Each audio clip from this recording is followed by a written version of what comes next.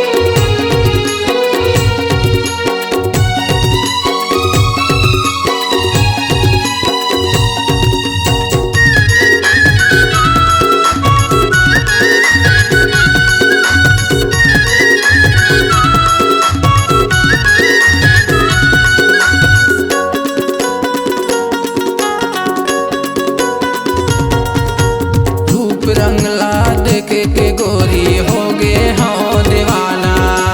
दुरिहा मकाबर खड़े हसगोरी तीर मथो के नियाना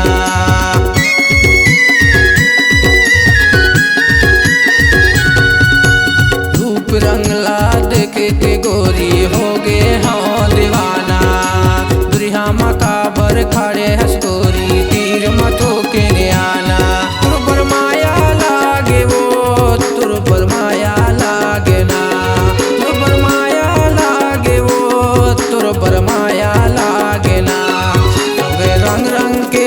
रैली चलना मारवारी मोरगा होगे रंग रंग के रंग रैला चलना मारवारी मोरगा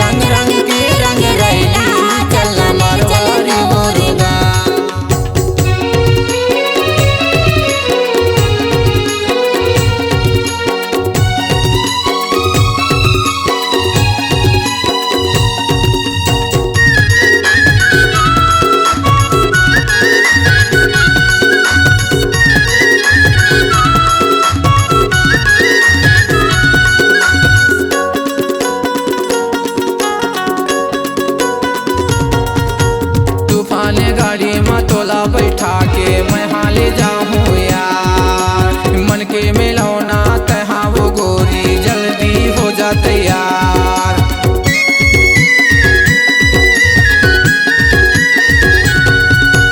तूफान गाड़ी में तोला बैठा के मैं हाले जाऊँ यार मन के मिलौना तहाँ वो गोरी जल्दी हो जा तैयार तोला लेके जाऊँ